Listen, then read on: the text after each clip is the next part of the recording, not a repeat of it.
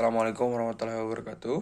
Perkenalkan saya Sabdul Hawari. Di sini saya akan menjelaskan materi hasil UTS saya.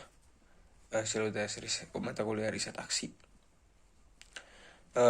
Untuk jawaban yang pertama, yaitu ada penjelasan dari beberapa poin. Dan yang pertama adalah riset aksi. Riset aksi adalah sebuah riset yang didasarkan pada aksi nyata dengan mengembangkan partisipasi masyarakat dalam memecahkan masalah dan merancang program untuk memenuhi kebutuhan-kebutuhannya sendiri. Lalu yang B-nya itu ada fasilitator. Yaitu ada fasilitator adalah seorang yang membantu sekelompok orang memahami tujuan bersama dan membantu mereka. Jadi memahami tujuan bersamanya mereka dan membantu mereka, memberikan pengarahan, menjadi solusi, memberikan fasilitas, menyediakan fasilitas, terus menghubung-hubungkan antara satu dengan yang lain, kurang lebih seperti itu. Lalu ada partisipan. Partisipan adalah suatu keterlibatan antara mental dan emosi. Lalu yang D-nya itu adalah lobby. Lobby itu adalah melakukan pendekatan secara tidak resmi. Lalu ada negosiasi. Negosiasi adalah pembicaraan dengan orang lain dengan maksud untuk mencapai kesepakatan untuk mengatur atau untuk mengemukakan.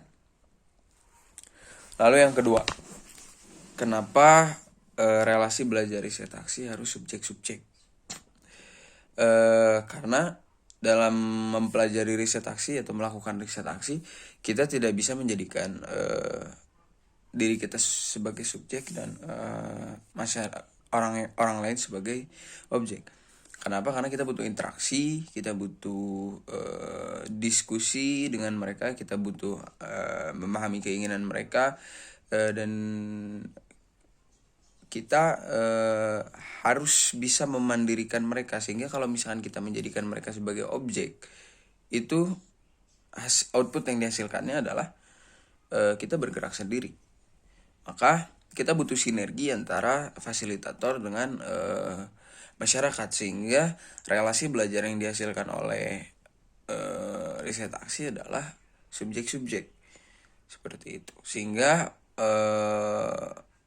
output yang dihasilkannya adalah kita saling berbagi sudut pandang, saling sharing prinsip, sehingga ya katakanlah dalam hal ini kita beradu argumen, sehingga mana yang terbaik kita bisa ambil dan kita bisa saling toleransi antara satu dengan yang lainnya.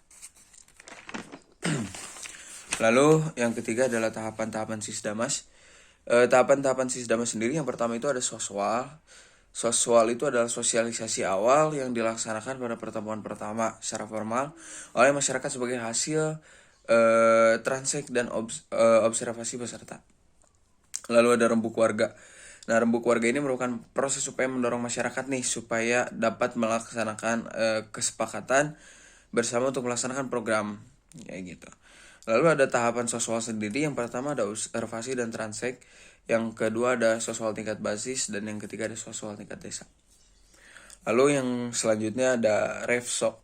Refso ini adalah refleksi sosial, di mana dalam tahap ini merupakan upaya fasilitator untuk mencari diantaranya, yaitu ada identifikasi masalah, di mana kita mengidentifikasi masalah-masalah yang ada di masyarakat tersebut, yang ada di daerah tersebut. Yang kedua adalah mencari akar penyebab masalah tersebut. Lalu selanjutnya mencari indikator keberdayaan menurut masyarakat. Jadi misalkan kayak di daerah tersebut ada sumber daya yang bisa dimanfaatkan, dan itu apa saja kita cari gitu. Seperti itu. Lalu ada harapan masyarakat. Nah, di sini kita ibaratnya apa ya? Muhasabah diri lah. Kita ibaratnya muhasabah diri bersama masyarakat gitu. Menanyakan apa keinginan masyarakat.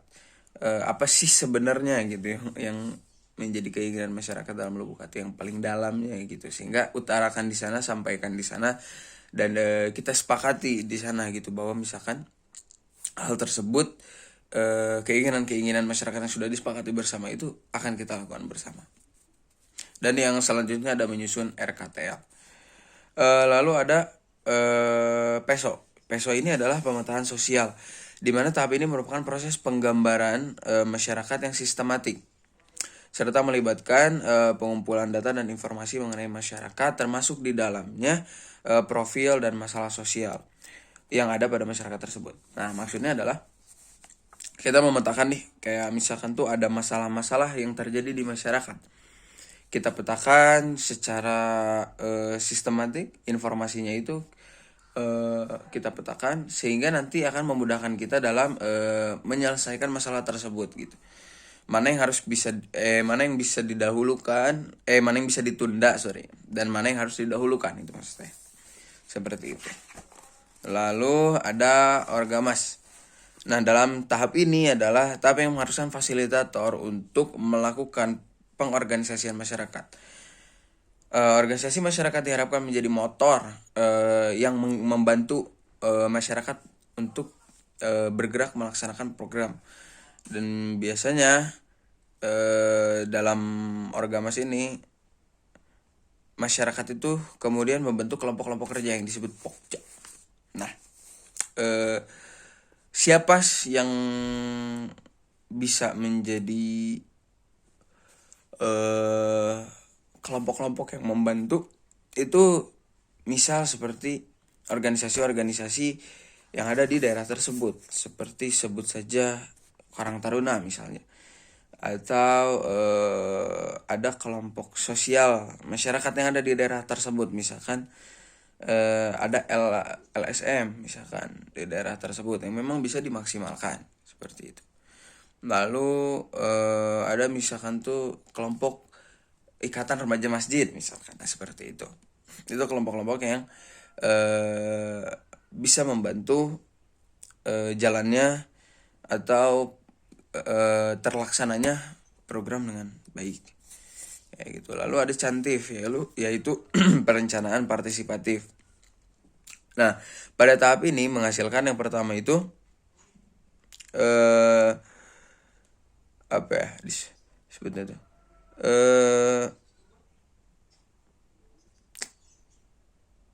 mengumpulkan dokumen hasil pasos oleh orgamas, gitu. Lalu ada penyusunan dan rekapitulasi data hasil proses oleh orgamas juga.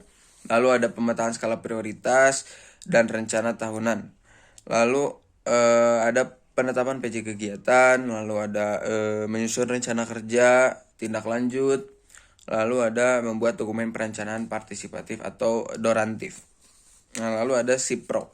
SIPRO ini adalah sinergi program. Pada tahap ini kita menghasilkan penetapan kegiatan. Jadi dalam tahap ini kegiatan yang akan dilakukan itu sudah ditetapkan, sudah fix lah. Terus yang keduanya ada fasilitasi penyusunan proposal oleh Pokja. Lalu ada sinergi dengan Musrenbag. Lalu ada menggalang keswadayaan warga. Lalu ada fasilitasi kerjasama dengan swasta dan pemerintahan. Nah, jadi dalam hal ini kita juga membuka kerjasama dengan swasta dan pemerintah, sehingga apa-apa yang mungkin bisa dibantu oleh mereka itu kita bisa ajukan permintaan untuk bisa nggak nih untuk membantu program ini supaya terlaksana dengan sukses gitu, tanpa ada kendala sedikit pun. Yaitu biasanya swasta atau pemerintah ini bisa membantu dalam bentuk apapun, kayak gitu. Misalkan bisa membantu dalam bentuk edukasi kepada masyarakat, atau misalkan memberikan dana bantuan dan lain sebagainya. Lalu selanjutnya adalah menyusun rencana kerja tindak lanjut. Dan tahap selanjutnya ada MONEF, yaitu monitoring dan evaluasi. Nah, mohon maaf, yang selanjutnya itu adalah pelaksanaan program. Nah, dalam tahap ini menghasilkan pembagian tugas, ada tim pelaksana dan tim pengawas. Lalu ada sosialisasi kegiatan, penyuluhan, dan lain sebagainya. Lalu ada pelaksanaan secara partisipatif. Lalu ada membentuk organisasi pemulihan. Lalu ada menyusun rencana kerja tindak lanjut. Nah, lalu selanjutnya ada monitoring dan evaluasi. Nah, pada tahap ini kita rembuk warga untuk MONEF oleh organisasi warga. Jadi kita mengevaluasi hasil dari apa yang sudah dilaksanakan. Lalu ada laporan tim pelaksana, ada laporan tim pengawas, ada refleksi bersama, kita saling merenung bersama apakah memang ini sudah mencapai goals atau belum. Ya kita saling mengevaluasi baik secara tim maupun secara personal. Lalu menyusun rencana kerja tindak lanjut. Nah, itu adalah merupakan tahapan-tahapan dari riset aksi dengan metode Sisdamas. Tentunya memang masih banyak lagi yang mungkin kurang saya sampaikan, tidak tersampaikan kepada kalian. Saya mohon maaf sekali karena terbatasnya ilmu saya juga. Mari kita lanjut ke soal nomor 4. Nah, dari soal nomor 4 sendiri, yaitu hasil analisis saya terkait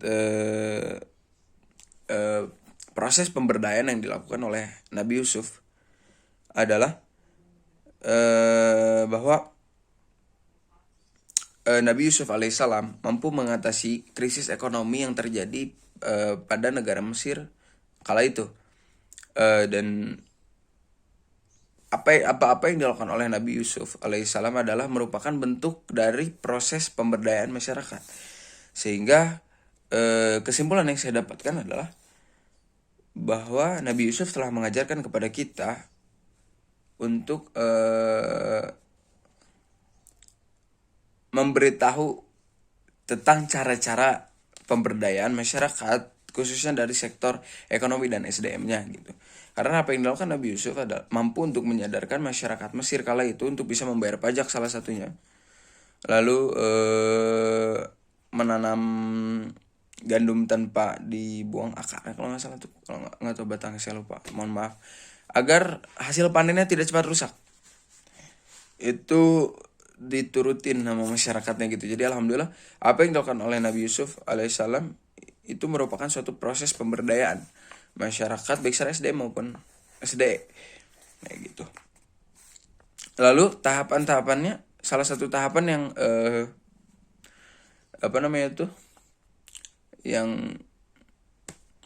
yang penting yang dilakukan oleh Nabi Yusuf pertama kali yang nyantol dalam diri saya pribadi adalah bahwa Nabi Yusuf bersosialisasi. Nabi Yusuf bersosialisasi melakukan penyuluhan kepada masyarakat Mesir kala itu bahwa seperti apa yang tadi saya sebutkan, menanam gandum jangan dipotong akarnya kalau nggak salah. Akhirnya agar supaya awet, lalu menyimpan sebagian hasil panen. Terus satu lagi saya lupa, itu Nabi Yusuf terus bersosialisasi itu, dan juga Nabi Yusuf berusaha untuk memberikan solusi membayar pajak selama 7 tahun dan tidak perlu membayar pajak selama 14 tahun. Gitu, sehingga uang yang dihasilkan pada saat itu sangat banyak karena orang berpikir bahwa ketika memang kita sudah membayar 7 tahun sekarang dan kita tidak perlu bayar 14 tahun ke depan, itu ada suatu keuntungan yang besar. Dan masyarakat sebenarnya sadar akan pentingnya membayar pajak, dan ketika diberikan satu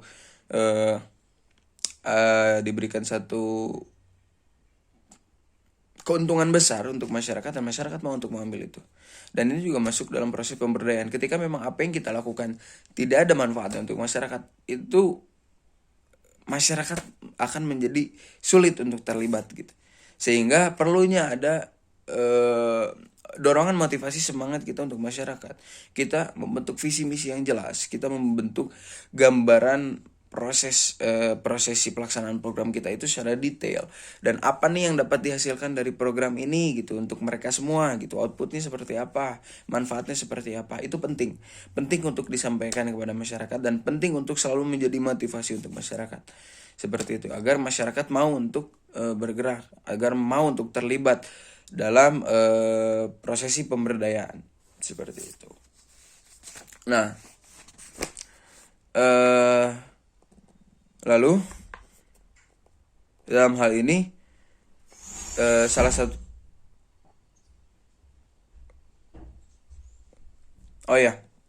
dalam hal ini pula hal itu yang mendorong masyarakat akhirnya mau untuk berubah, mulai dari membayar pajak, terus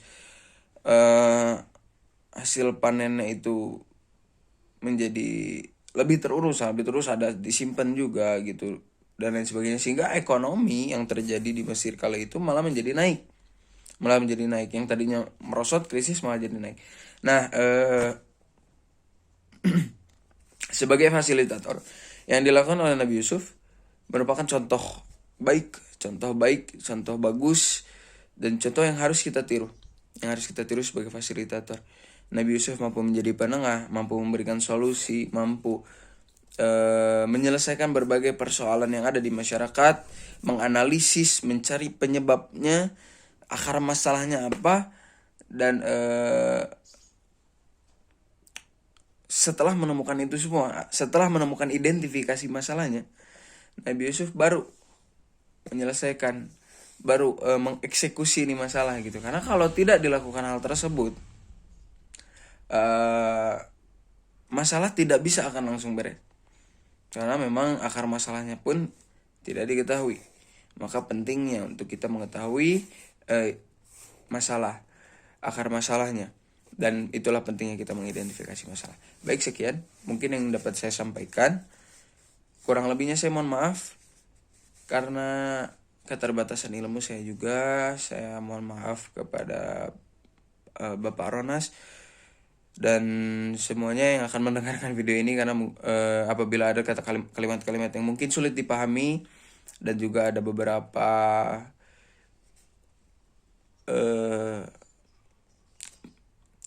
kesalahan yang saya lakukan, saya mohon maaf juga.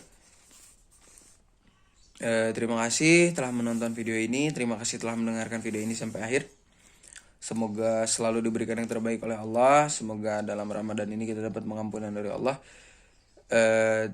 Sekali lagi saya mengucapkan terima kasih. Assalamualaikum warahmatullahi wabarakatuh.